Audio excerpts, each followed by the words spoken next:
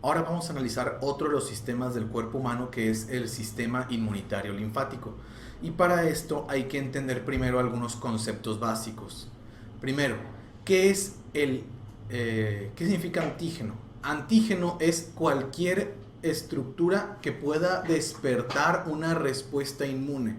Un antígeno puede ser una parte de una bacteria, un antígeno puede ser una parte de un virus, de un parásito, de un pedazo de madera, un pedazo de polen, incluso partes de nuestro mismo cuerpo pueden llegar a considerarse antígenos cuando despiertan una respuesta inmune. Entiéndase anticuerpo como estas moléculas creadas por las células plasmáticas, las cuales se encuentran dirigidas específicamente contra un antígeno que previamente ha sido estudiado por el cuerpo humano para crear una respuesta inmune contra eso. Entonces un anticuerpo es una proteína creada por las células plasmáticas y se le puede llamar anticuerpo, se le puede llamar inmunoglobulina, se le puede llamar... hay una abreviación que es IG y hay 5 tipos diferentes: IgA, IgG, IgD, etc. Entonces, anticuerpo es la proteína. Antígeno es hacia lo que está dirigido la proteína, hacia lo que está dirigido el anticuerpo.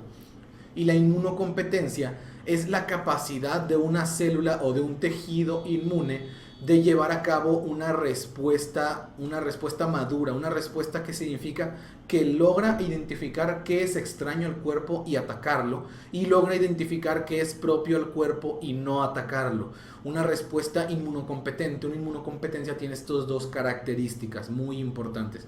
Si falta cualquiera de estas dos, nos va a dar como respuesta una enfermedad. Si está fallando la capacidad de distinguir antígenos extraños, va a haber infecciones. Si está fallando la capacidad de distinguir antígenos propios, va a haber enfermedades autoinmunes. Vamos a ver que existen diferentes tipos de lo que llamamos inmunidad. Existen principalmente dos tipos de inmunidad: la inmunidad innata, que es la inmunidad con la que todos los seres humanos, todos los seres vivos nacen, y una inmunidad adaptativa o adquirida. La inmunidad adquirida es la que vamos, como va la redundancia, adquiriendo durante nuestra vida. O sea, mientras nos vamos encontrando con estructuras extrañas, vamos adquiriendo una inmunidad. Y la forma de adquirir esta inmunidad es a través de un proceso o artificial o natural. El proceso natural es el más sencillo de todos, es el proceso mediante el cual adquirimos inmunidad por infecciones previas principalmente. O sea, yo estoy este año me encuentro con el responsable de la influenza de este año. Voy a atacarlo, voy a destruirlo, tal vez me dé una enfermedad de 1 o 2 semanas durante este año. Entonces, cuando yo derrote a esa enfermedad, yo voy a adquirir inmunidad contra ella. Si me vuelve a venir la misma cepa exacta de lo que me enfermó anteriormente, voy a ser capaz de defenderme de una forma muchas veces más rápida y eficiente que anteriormente. Y hay dos formas de adquirir la inmunidad natural. Es, como ya lo describimos, un proceso de infección llamado inmunización activa, o incluso se puede adquirir la inmunidad adaptativa de una forma pasiva. Se le llama pasiva al paso de anticuerpos por medio de la placenta, que son anticuerpos tipo IgG o inmunoglobulina G o anticuerpos tipo G. Al momento de que esto atraviesan por la placenta y llegan a la persona, esta es una forma de adquirir inmunidad natural. Obviamente es una inmunidad una inmunidad perenne, es una inmunidad que tiene un tiempo límite, pero aún así es una inmunidad adquirida de forma natural. Y la inmunidad artificial va a ser aquella que adquirimos con, o ya sea vacunas que nos proporcionan inmunización activa, o sea, inyectarte algo o al inyectarte un antígeno que vaya a despertar una respuesta inmune que cree tus propios anticuerpos, o una inmunización pasiva, que significa pasarte anticuerpos creados en algún otro cuerpo o en algún otro lugar para que te defiendan momentáneamente. Vamos a poner un ejemplo. Cuando te muerde un perro rabioso, o cualquier tipo de perro realmente, te ponen dos vacunas diferentes, o dos inyecciones diferentes. Una de ellas son anticuerpos contra la rabia, o contra, sí, contra la rabia. Y otro es una inmunización activa, o sea, te inyectan componentes antigénicos de la rabia como tal. Entonces, hacen dos cosas. Los anticuerpos que te pusieron de forma pasiva, estos van a actuar inmediatamente. O sea, son unas estructuras ya listas para actuar. Es como si fuera una comida instantánea. Ya está lista para comerse, ya está lista para actuar. Pero la inmunidad pasiva, la inmunidad de anticuerpos, se acaba con el tiempo. O sea, te van a durar alrededor de, no sé, una semana, un mes, 2 meses, y posteriormente se van a acabar y no va a despertar nunca en ti una respuesta como tal. O sea, te protegen durante un tiempo y se van. Pero la inmunidad artificial activa, la que te da, en la que te ponen antígenos en el cuerpo para que tú despiertes tu propia respuesta, esta es una respuesta que dura por el resto de tu vida, o por lo menos unos cuantos años, la cual te va a defender en los próximos encuentros que tengas con el mismo antígeno, llámese virus, bacteria, parásito, lo que sea. La inmunidad innata, vamos a ver que está dada por estas 4 estructuras. La primera y una de las más importantes son las barreras físicas del cuerpo, los llamados epitelios. Toda la piel y las membranas que están en contacto, ya sea con el exterior o con alguna cavidad, están hechas de epitelios, los cuales por sí mismos tienen una capacidad de protección, tienen una capacidad de evitar que las estructuras extrañas al cuerpo entren, porque es una barrera física, es como si fueran unas murallas que nos protegen del exterior. Otro componente de la inmunidad innata son las barreras químicas del cuerpo, principalmente los lugares con pHs bajos, con pHs ácidos, como lo son el estómago y algunos lugares de los tractos urogenitales. Estos actúan con estos pHs bajos destruyendo cualquier patógeno que pudiera llegar a afectar estas áreas. Secreciones de sustancias protectoras como lo son lisocimas, los tiosinatos, lactoferrina, defensinas, catlicidinas o algunos componentes del suero. Inclusive podríamos considerar aquí en la sustancia de secreción la inmunoglobulina A, que es la inmunoglobulina de las secreciones. También podría llegar a ser una sustancia de secreción que nos protege para que cualquier cosa que esté llegando a tocar el cuerpo sea destruido por estas estructuras. Vamos a encontrar mucho de esto en líquido preseminal, en la saliva y en algunos otros líquidos del cuerpo humano. Y por último, el último componente de la defensa inmune innata van a ser las células del sistema inmune innato. Estas células nacen ya o se crean ya con la capacidad de llevar a cabo una respuesta inmune, una respuesta de defensa, y los más característicos de estos son las células que componen el sistema fagocítico mononuclear. Estas células del sistema fagocítico van a ser, por ejemplo, los macrófagos, es el ejemplo más característico.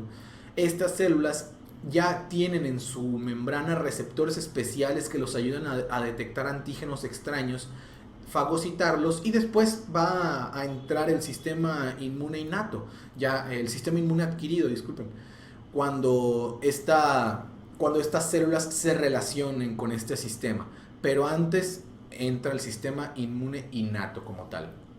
Células presentadoras de antígenos, como ya mencionábamos, y los linfocitos NK, aunque son un tipo de linfocito, entran como tal dentro de la respuesta inmune innata, puesto que tienen la capacidad de destruir estructuras extrañas inmediatamente. Y la inmunidad adquirida puede ser de dos formas. Puede ser una inmunidad humoral, en la cual participan los anticuerpos, o una inmunidad celular, en la cual, como su nombre lo dice, participan las células. Las más características son los linfocitos T y los linfocitos B. Dentro como tal de las células de la respuesta inmune, los linfocitos son las células más especializadas para la respuesta inmune de todo el cuerpo humano. Van a ser los caballitos de batalla, y así como las células de memoria que ataquen la mayor parte o que actúen en la mayor parte de los procesos de defensa. Dijimos en el tema anterior que podíamos encontrar 3 tipos de linfocitos diferentes. vamos a encontrar, dependiendo de dónde adquieran su inmunocompetencia estas células, los vamos a llamar linfocitos B, linfocitos T y linfocitos NK. Los linfocitos B adquieren su inmunocompetencia principalmente en lo que es la médula ósea en el ser humano, aunque también adquieren parte de su inmunocompetencia en algunas secciones del sistema digestivo, comprendido por las células de los micropliegues. Pero esto lo vamos a ver más adelante. Los linfocitos B, entonces, adquieren su inmunocompetencia en la médula ósea principalmente. Se les llamó linfocitos B porque fueron descritos principalmente en un órgano de los pájaros análogo a la médula ósea llamado la bolsa de Fabrizio. Pero en el ser humano este es como tal la médula ósea, entonces también podría ser linfocito B por linfocito de la bone marrow o linfocito de la médula ósea. Ojo, todos los linfocitos, tanto los B como los T como los NK, se originan en la médula ósea, de ahí nacieron todos los linfocitos, pero algunos migran a otros lugares o algunos salen directamente a la sangre periférica, ya como tal ejerciendo como células maduras. Pero los linfocitos T, los cuales se llaman T porque adquieren su inmunocompetencia en el timo, estas células nacieron de la médula ósea y posteriormente migraron al timo, donde se van a desarrollar por completo. Y las células NK, estas son células que se originan en la médula ósea, pero adquieren su maduración como tal en la circulación sanguínea, ya siendo células capaces de efectuar una respuesta inmune desde el momento en el que son creadas. Dentro de los linfocitos T vamos a poder mencionar que existen subclasificaciones de los linfocitos T dependiendo de las funciones que estos lleven. Las 4 clasificaciones más importantes son los linfocitos supresores, colaboradores, citotóxicos o citolíticos y los linfocitos gamma delta. Los más importantes que vamos a mencionar van a ser los linfocitos colaboradores y los linfocitos citotóxicos. ¿Cómo vamos a distinguir entonces un linfocito de otro? Si mencionábamos anteriormente que los linfocitos son todos muy parecidos, son extremadamente iguales en la morfología.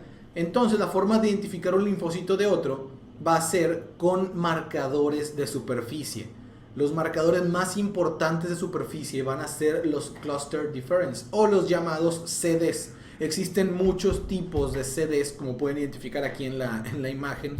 Los más importantes son aquellos que no se repiten en otras células. Por ejemplo, para los linfocitos T vamos a mencionar que los CDs más importantes son los CD3, CD4 y CD8. CD3 siendo el marcador de superficie que se encuentra en todos los linfocitos T. Ojo, un linfocito puede tener más de un CD en su membrana, como lo vamos a ver más adelante. Los CD4 o el marcador CD4 es específico de unos linfocitos llamados linfocitos T cooperadores o colaboradores, los helpers llamados. Y el CD8 es también de un tipo de linfocito T, pero linfocito T citotóxico. Los linfocitos B principalmente tienen en su membrana CD19, CD20, etc. Y los NK presentan CD56 y CD94. Existen otros CDs que presentan cada uno de los linfocitos, pero los más importantes son los ya mencionados, son los que más se utilizan en el marcaje histológico. Entonces, si yo marco un tejido para que se unan los anticuerpos al CD56, por ejemplo, siempre que yo vea el anticuerpo como inmunofluorescencia, va a ser un linfocito NK. Vamos a hablar de otro concepto interesante que es el complejo mayor de histocompatibilidad. El complejo mayor de histocompatibilidad es las moléculas que se encuentran en las células del huésped del cual estemos hablando. Por ejemplo, las células del cuerpo humano. El complejo mayor de histocompatibilidad vamos a dividirlo en dos segmentos. El complejo tipo 1 y el complejo tipo 2. El complejo mayor de histocompatibilidad tipo 1 va a ser el cual se encuentre en todas las células nucleadas del cuerpo humano. O sea, todas las células que tengan un núcleo. Por ejemplo, células que no tendrían complejo mayor de histocompatibilidad serían, por ejemplo, el eritrocito. Dijimos que es una célula que ya es madura como tal, entonces vamos a encontrar ahí complejo mayor de histocompatibilidad tipo 1. Complejo mayor de histocompatibilidad tipo 1. Mientras que el complejo mayor de histocompatibilidad tipo 2, este solamente lo encontramos en las células presentadoras de antígenos. Se van a encontrar, por ejemplo, en los macrófagos, como en las células dendríticas o en las células foliculares dendríticas. Todas las células que presenten antígenos van a tener complejo tipo 2, el complejo mayor de histocompatibilidad tipo 2. Muy bien. Hay que hablar un poquito más de los linfocitos T, tanto los colaboradores como los citotóxicos. Vamos a ver que ejercen funciones especiales y están relacionados con complejo mayor de histocompatibilidad diferentes dependiendo de cuál estemos hablando. El complejo mayor de histocompatibilidad tipo 1 que encontramos en todas las células nucleadas, este lo vamos a encontrar asociado principalmente a los linfocitos CD8. Los linfocitos CD8 van a ser capaces de identificar y de poder encontrar diferencias entre los complejos de histocompatibilidad tipo 1. Mientras que el complejo tipo 2 lo encontramos asociado principalmente o en asociación con los linfocitos CD4. Esto lo vamos a ver un poco más adelante para qué ejercen esta función. Principalmente dijimos que el complejo tipo 2 se encontraba en las células presentadoras de antígenos. Y este complejo tipo 2 sirve para el momento de la presentación de antígenos. Por ejemplo, macrófago, como aquí en la imagen, va a fagocitar una bacteria, la va a cortar en pedacitos, va a agarrar un antígeno y lo va a pegar al complejo mayor de histocompatibilidad tipo 2. Va a venir un linfocito CD4 como el que tenemos en la imagen y va a tocar ese complejo, va a tocar el complejo tipo 2 unido a este antígeno que ya fue procesado, por así mencionarlo.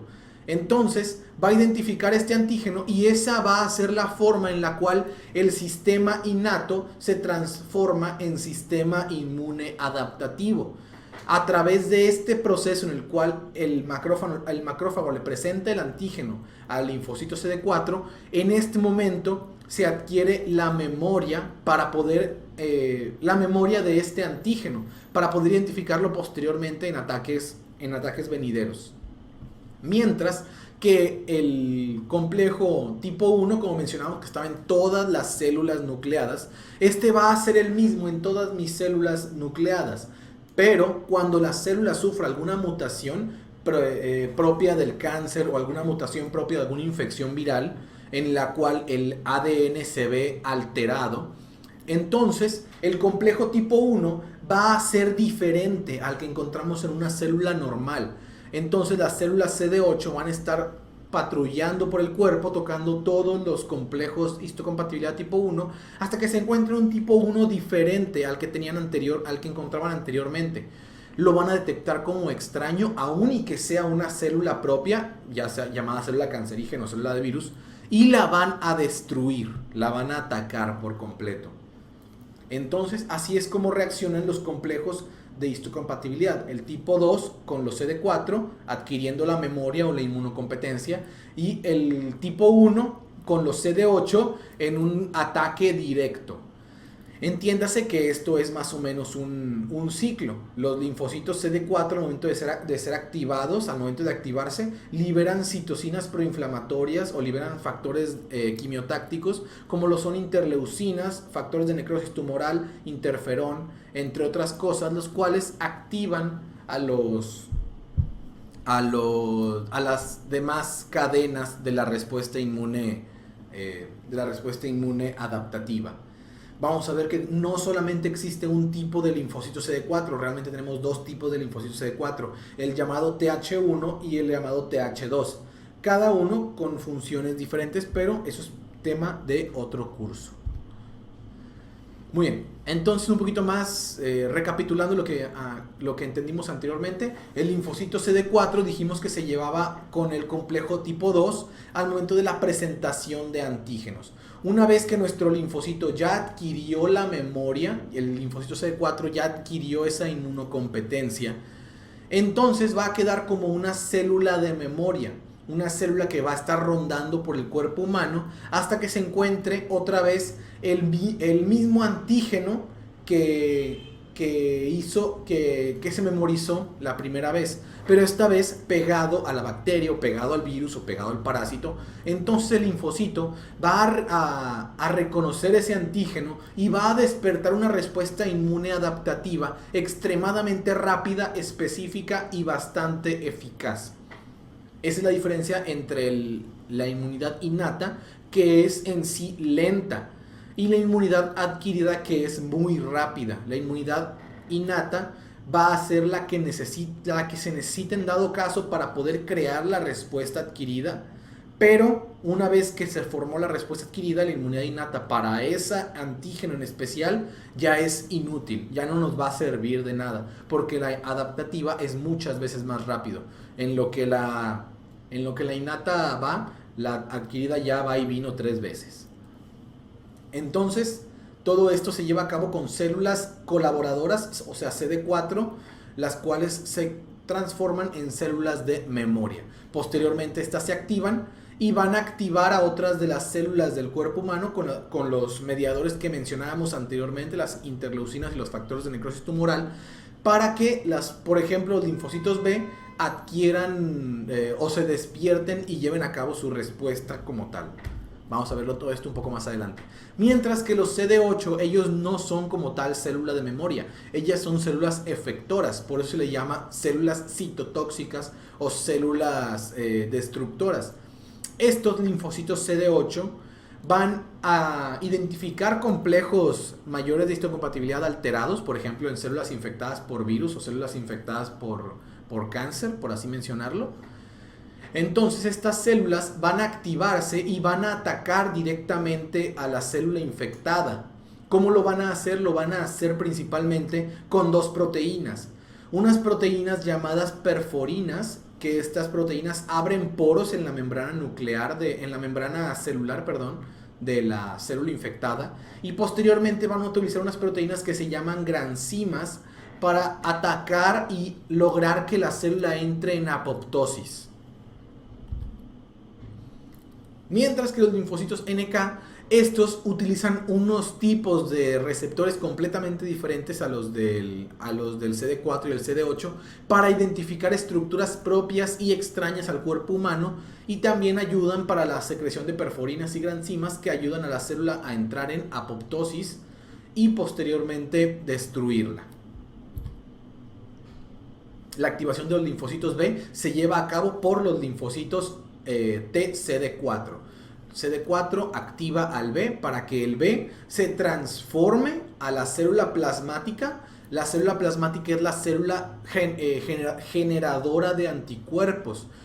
Cuando se activa la célula B, va a generar anticuerpos específicos contra lo que el CD4 fue creado originalmente.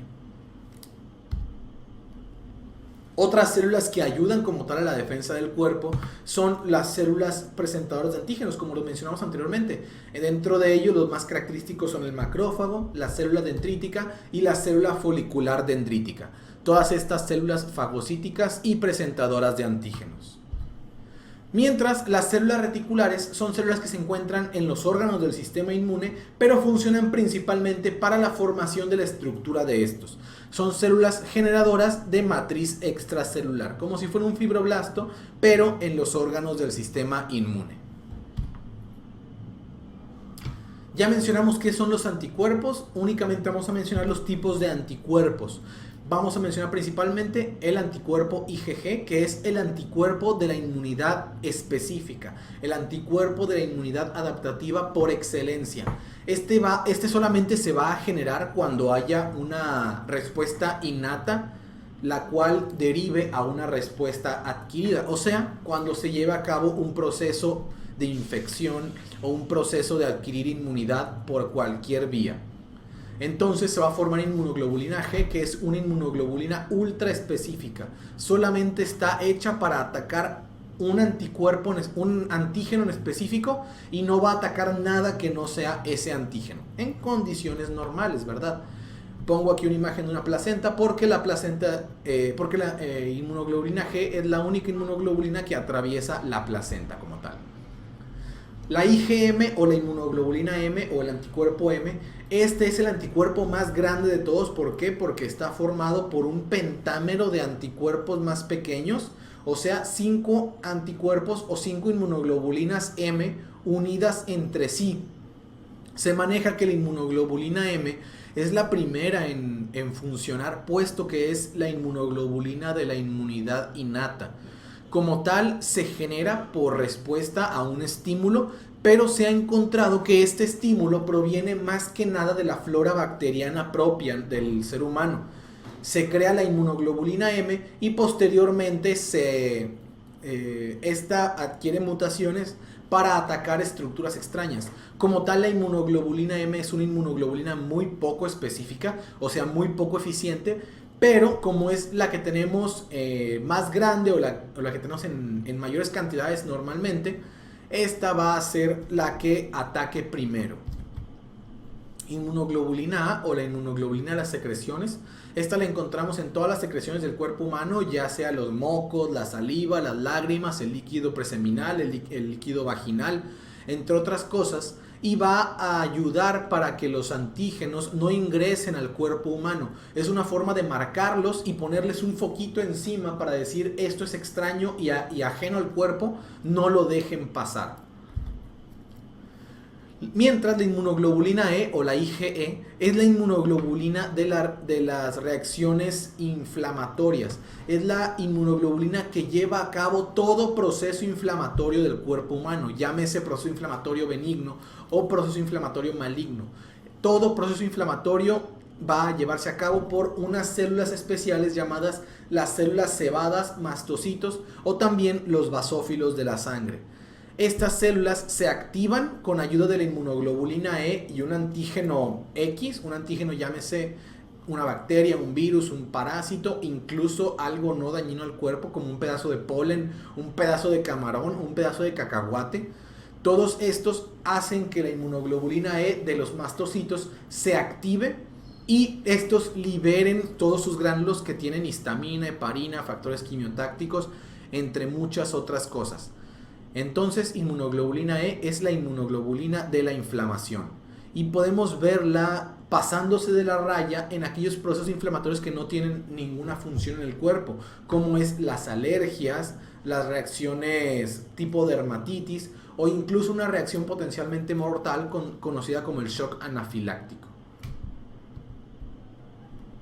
La inmunoglobulina D es la inmunoglobulina que más recientemente se descubrió y la que más recientemente se le ha estudiado funciones.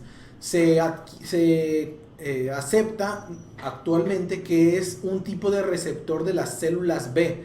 Por lo general lo encontramos unido a los linfocitos y lo ayuda para la detección de estructuras propias y extrañas.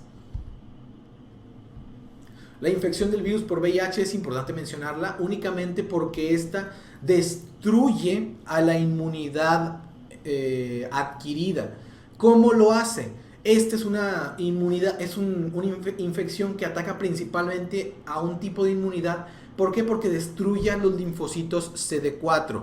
Al momento de destruir los linfocitos CD4, los linfocitos colaboradores, o sea, los que activaban el resto de la respuesta inmune y los que guardaban memoria, destruyes esa capacidad del sistema inmune adquirido de llevar a cabo una respuesta como tal. Entonces, la infección por VIH ataca a la inmunidad adquirida e impide que se forme esta inmunidad, dejándote solamente con la inmunidad innata. Y es una inmunidad que muy poco va a servir como tal. Otra estructura que tenemos que analizar es el folículo linfoide. El folículo linfoide es una aglomeración principalmente de linfocitos, principalmente de linfocitos B, en la cual vamos a identificar dos tipos de folículo linfoide primario y secundario.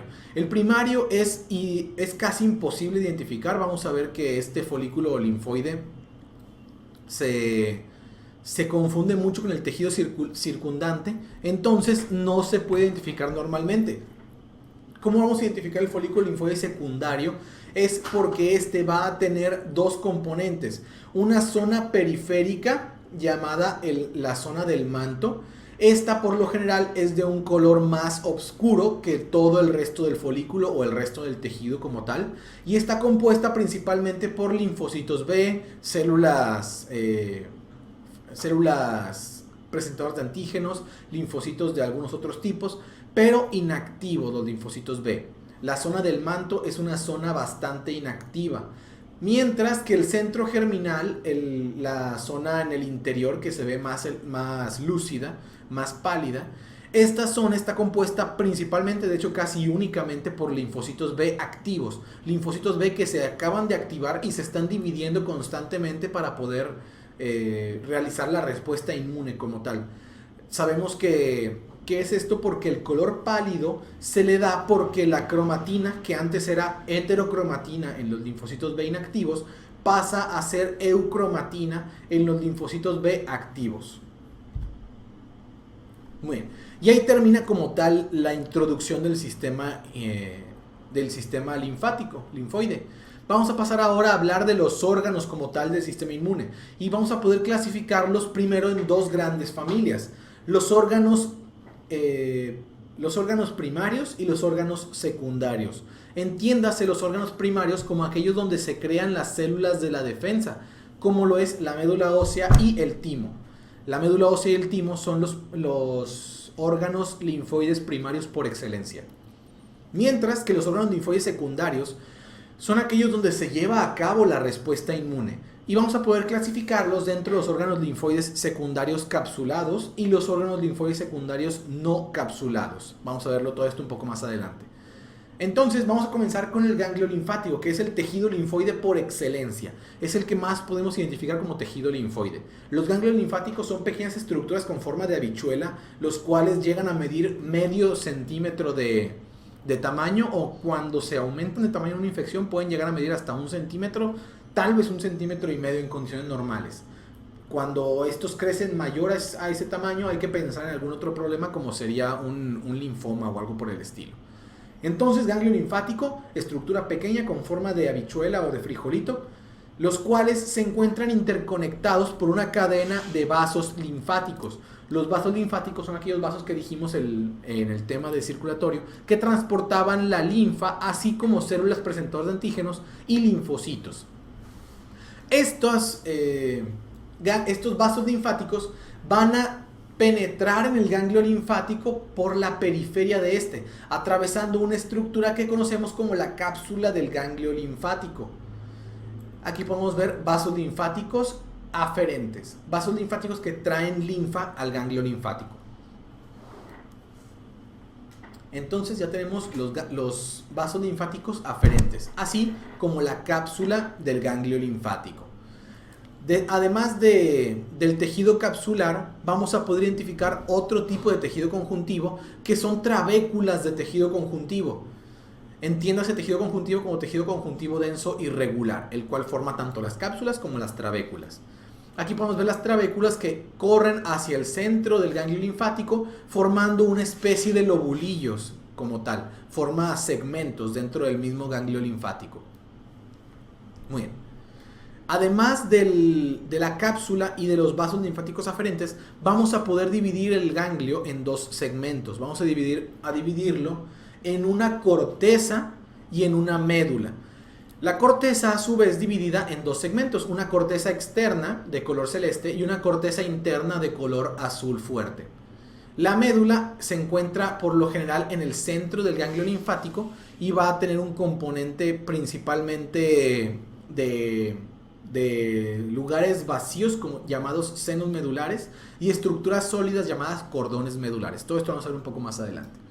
Entonces, ¿cómo puedo identificar yo el ganglio linfático? Primero que nada, por esta forma tan característica de habichuela o de frijolito, como si quisiera ser un riñón, pero muchas veces más chiquito. Y vamos a poder identificar sus dos segmentos. Su corteza como tal, esta de aquí, la corteza, que es un segmento más pigmentado, y la médula, que es un segmento mucho más pálido. Entonces, corteza y médula. Y dijimos que podemos identificar dos cortezas, una corteza externa y una corteza interna. La corteza externa es todas estas áreas donde vamos a encontrar folículos linfoides. Entiéndase el folículo linfoide como folículo linfoide secundario, ¿verdad? Que son los únicos que podemos identificar. Entonces, Folículos linfoides secundarios nos dicen que esta zona de aquí, esto es corteza externa.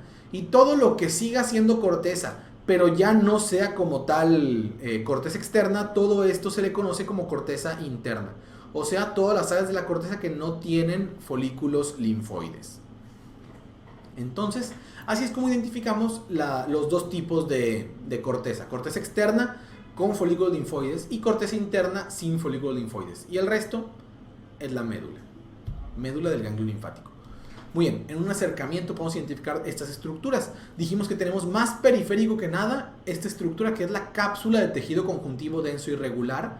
Debajo de la cápsula vamos a encontrar un espacio como tal, un espacio lleno de linfa, llamado el seno subcapsular. El seno subcapsular va a ser por donde siga corriendo la linfa hasta que posteriormente llegue a una estructura llamada el seno paratrabecular. El seno paratrabecular es más o menos lo mismo que el seno subcapsular, pero recorriendo a lo largo de la trabécula.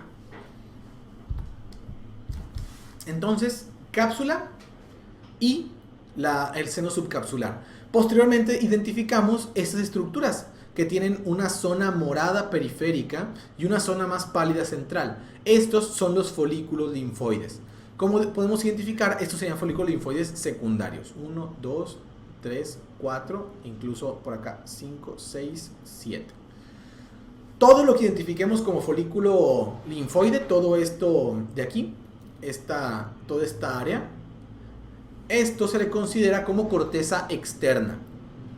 Mientras la corteza interna es todo lo que tenemos de corteza antes de llegar a la médula que no tenga folículos linfoides. Entonces toda esta área de aquí se consideraría corteza interna. ¿Qué es importante de la corteza interna?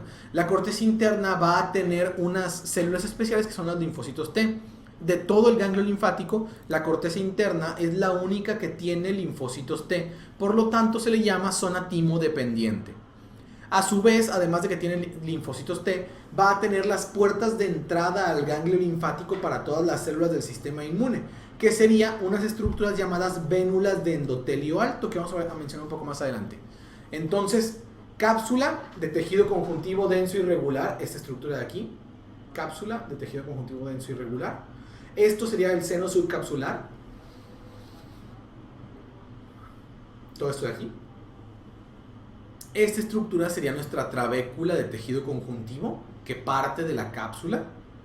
Acá tenemos el seno paratrabecular, ese espacio vacío. Posteriormente encontramos aquí un folículo linfoide con su centro germinal lleno de linfocitos B activos y su zona del manto con linfocitos B inactivos. Y toda esta área que encontramos aquí, que no es como tal folículo linfoide, todo esto se considera como la zona timodependiente o la corteza interna. Mientras que el resto de la estructura es la médula del ganglio linfático. ¿Cómo identificamos la médula o qué encontramos en la médula del ganglio linfático? Encontramos dos estructuras. Encontramos como tal una continuación del seno subcapsular, el seno subcapsular, seno paratrabecular y posteriormente senos medulares. Los senos medulares son todas las áreas que se vean como espacios que deberían tener o que no están sólidos como tal, que tienen un poco de líquido.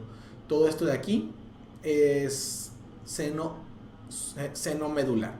Mientras que lo que separa un seno medular de otro seno medular, esta estructura de aquí se le conoce como cordones medulares. Los cordones medulares son muy ricos en células, ya sea linfocitos B, células plasmáticas, células presentadoras de antígenos, macrófagos, entre muchas otras cosas. Entonces, cápsula, cápsula, el seno subcapsular, trabécula, seno paratrabecular, folículos linfoides secundarios, esto es corteza externa, esto sería corteza interna. Y aquí tenemos senos medulares, todo esto pálido de aquí, y cordones medulares, todas las estructuras sólidas. Esta de aquí, esta de aquí, esta de aquí, inclusive esta de aquí puede ser. Entonces, así es como identificamos el ganglio linfático. ¿Para qué sirve el ganglio linfático? Sirve para limpiar la linfa. Muy bien. Entonces las vénulas de endotelio alto también las encontramos a nivel de la corteza interna y es la puerta de entrada y salida para las células de la defensa, principalmente para los linfocitos. Un poco más de lo mismo, podemos ver la vénula de endotelio alto. Es raro encontrar una vénula de endotelio alto. Por lo general solamente sería algo teórico el saber que tienen que estar ahí. Un poco más de lo mismo. Aquí tenemos cápsula, seno subcapsular, trabécula, seno paratrabecular y todo lo demás sería corteza externa. Un poco más de lo mismo. Un poco más de lo mismo. Entonces, ¿qué encontramos en el centro germinal? En el centro germinal encontramos linfocitos B activos. Muy importante. Muy bien. Todo esto es corteza interna porque aquí encontramos unas vénulas de endotelio alto, característico, un acercamiento. Aquí encontramos senos medulares. Todo esto de aquí es un seno medular y probablemente esto sea un cordón medular. Más de lo mismo, senos medulares y cordones medulares. Los senos son vacíos y los cordones son celulares, muy celulares. Seno medular, cordón medular. Sabemos que todos los órganos linfoides, todos los órganos sólidos realmente, tienen una gran cantidad de fibras reticulares producidas por las células reticulares que ya hablamos anteriormente. Linfadenitis es únicamente el proceso mediante el cual los ganglios linfáticos crecen de tamaño en una infección. ¿Por qué? Porque todos los centros germinales se activan al mismo tiempo, se multiplican y crece de tamaño, puede llegar a molestar. En cuanto al timo, es un órgano linfoide primario, es un órgano que genera como tal células de la respuesta inmune. Y vamos a identificarlo principalmente, aunque es bastante parecido al ganglio linfático, la diferencia fundamental radica en que en el timo, como no se lleva a cabo respuesta inmune, este va a carecer completamente de los folículos linfoides. Solamente va a tener un área de la corteza, una corteza del timo y una médula del timo. La corteza del timo también se encuentra, como todos los órganos sólidos, recubierto por una cápsula de tejido conjuntivo que genera trabéculas o tabiques que parten el timo en lóbulos. Un poco más de lo mismo, podemos encontrar el timo bien característico, vemos su corteza, su médula y su cápsula alrededor. No vamos a encontrar ningún folículo linfoide porque este carece completamente de ellos. Un poco más del timo, podemos ver la corteza, mucho más oscura que la médula. La médula es mucho más clara. En un momento vamos a ver por qué. ¿Para qué sirve el timo? El timo es la fábrica de los linfocitos T. Este va a fabricar todos los linfocitos T activos del cuerpo hasta cierto punto. ¿Hasta cuándo? Más o menos hasta que la persona madure o se transforme en un adolescente. Más o menos a los 13, 14, 15, 18 años máximo, el timo se comienza a degenerar, va a ser reemplazado por tejido adiposo y va a dejar de funcionar. Para ese momento el cuerpo ya va a haber producido los suficientes linfocitos T capaces de la respuesta inmune que va a tener el resto de su vida. Un poco más de lo mismo, vemos la cápsula, vemos la corteza y vemos la médula. Al momento de hablar de la corteza y la médula, vamos a hablar que tienen células diferentes. Principalmente, al momento de hablar del timo, vamos a mencionar tres tipos o tres familias de células principalmente. Obviamente, los linfocitos T tienen que estar en el timo. Las células llamadas células retículo epiteliales o epitelio reticulares es lo mismo. Estas células son únicas del timo y van a ser los cuales lleven a cabo el proceso de la maduración del linfocito T. Lo llevan a cabo con bastantes procesos y subtipos celulares que vamos a ver en un momento. Y por último, también tiene una gran cantidad de macrófagos. Para todas las células que no pasan el examen del timo, son fagocitadas y destruidas. Vamos a ver que tenemos 6 tipos de células retículo epiteliales, cada una con una localización muy especial. Vamos a comenzar con las tipo 1. Las células retículo epitelial tipo 1 van a encontrarse formando una estructura subcapsular, o sea, debajo de la cápsula del timo vamos a encontrar una gran cantidad de células retículo epiteliales tipo 1. Además de formar esta estructura subcapsular, van a formar también una estructura muy importante que es la barrera hematotímica. La barrera hematotímica va a ser esta barrera que se encarga de no dejar pasar estructuras tanto extrañas como inmaduras. Extrañas que entren al timo y que vayan a alterar la respuesta de inmunocompetencia, y que no dejen salir células no competentes para que no se lleve a cabo procesos autoinmunes. Entonces, células tipo 1, retículo epitelial tipo 1, se encuentran subcapsulares y en la barrera hematotímica. Las células tipo 2, la célula retículo epitelial tipo 2, es la que a mí me gusta llamar el maestro de la corteza. ¿Por qué? Porque esta célula va a tener en su membrana complejos complejos mayores de histocompatibilidad, tanto tipo 1 como tipo 2, y va a llevar una capacitación muy especial o muy intensiva para todos los linfocitos que se encuentren en la corteza del timo. ¿Cómo lo va a hacer? Le va a presentar ambos complejos y estos linfocitos tienen que reaccionar a ambos complejos, tienen que detectarlos como propios. A esta selección se le llama selección positiva y conlleva linfocitos llamados linfocitos doble positivos, que son linfocitos que tienen tanto el marcador CD4 como el marcador CD8 al mismo tiempo. Es el único momento en el desarrollo de los linfocitos T en el cual tienen ambos componentes en el mismo momento. Por lo general tiene que elegir si ser CD4 o ser CD8. No pueden ser ambos. Entonces esta selección positiva se lleva a cabo por las células retículo epitelial tipo 2. Las células retículo epitelial tipo 3 y tipo 4 no son de mayor importancia, solamente van a formar una barrera entre la corteza y la médula. Los tipo 3 del lado de la corteza y los tipo 4 del lado de la médula. No es mayor importancia. Las células tipo 5, retículo epitelial tipo 5, van a ser los que me gusta llamar los maestros de la médula.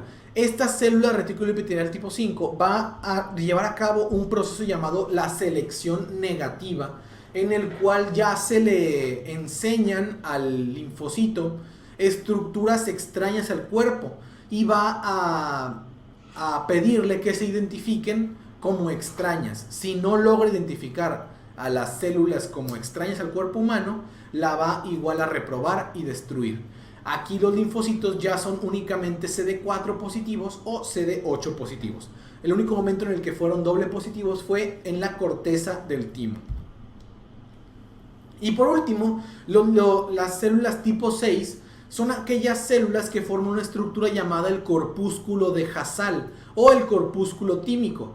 Este corpúsculo va a ser una madeja de células retículo epiteliales aglomeradas una alrededor de la otra, que tienen un centro calcificado y principalmente se encargan de producir una proteína especial que es la timopoyetina estromal tímica, una proteína que ayuda para la generación de los linfocitos T.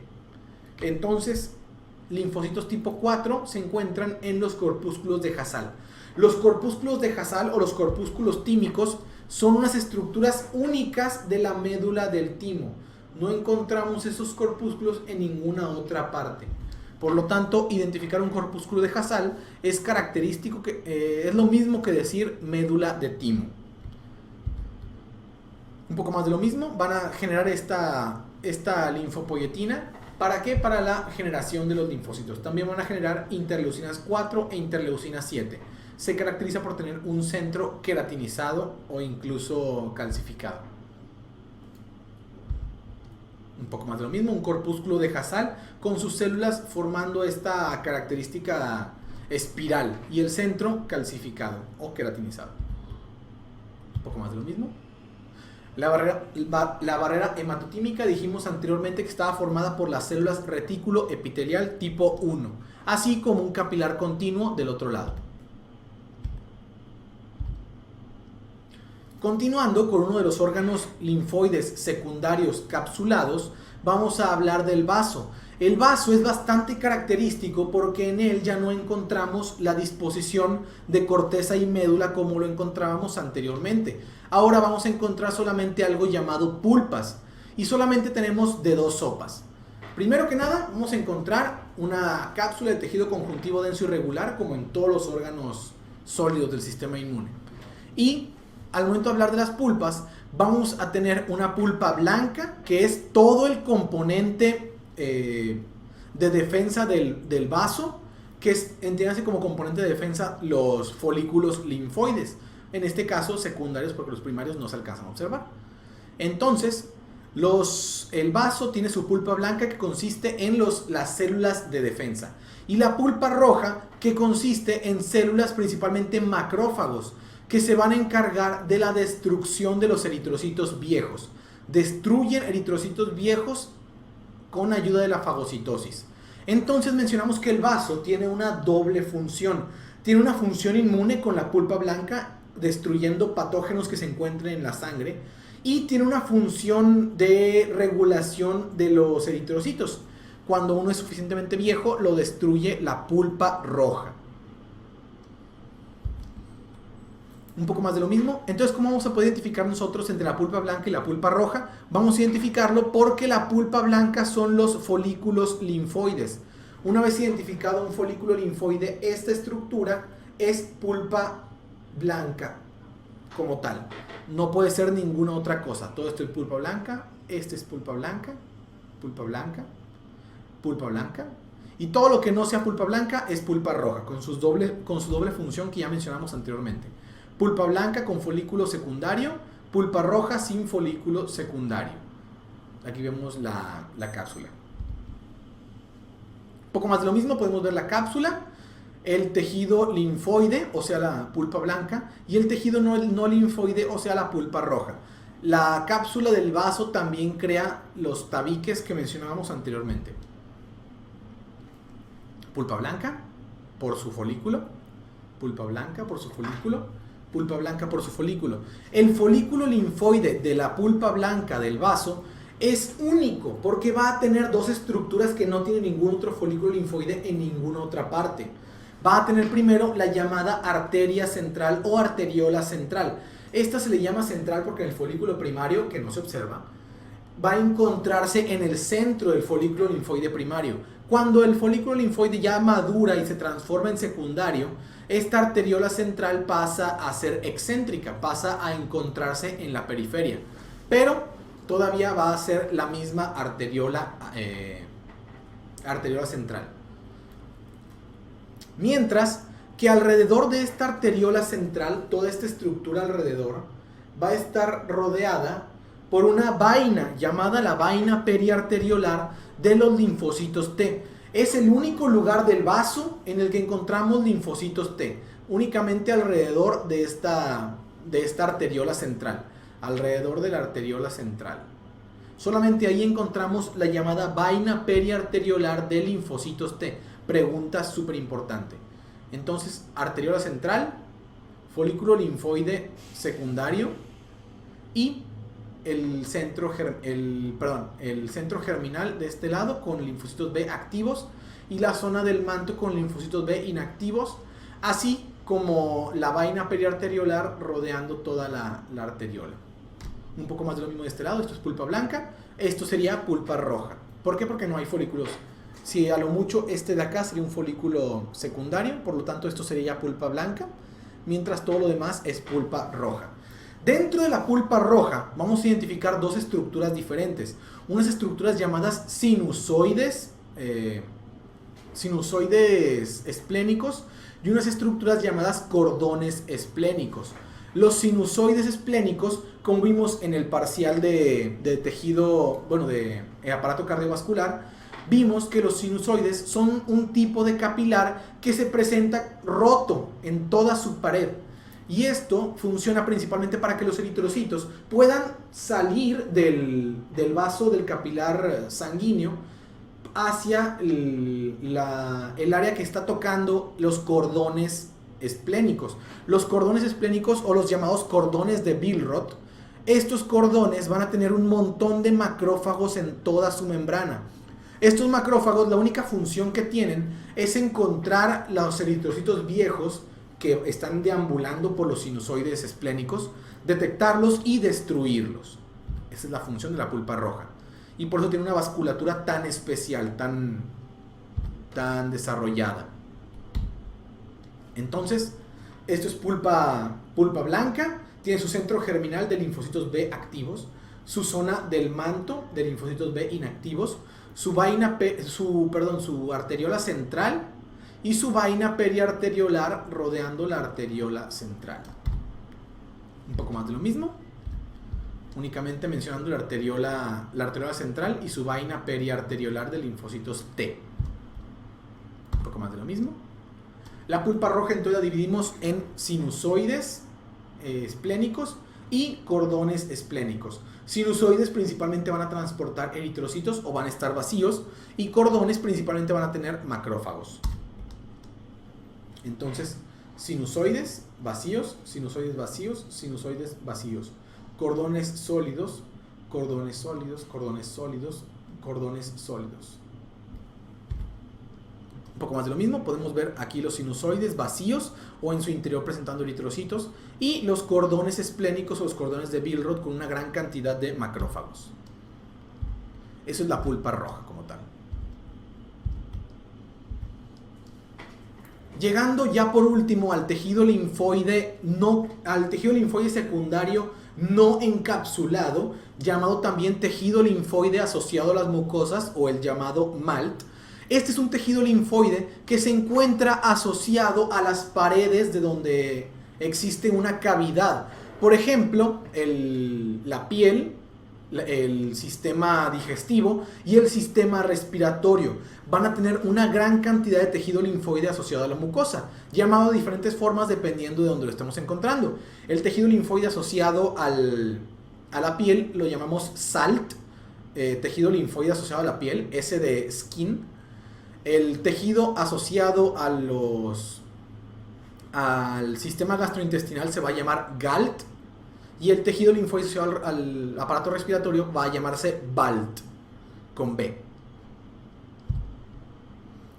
Dentro de los tejidos linfoides asociados a las mucosas, realmente vamos a ver cada uno de ellos cuando veamos el órgano como tal en donde se encuentran.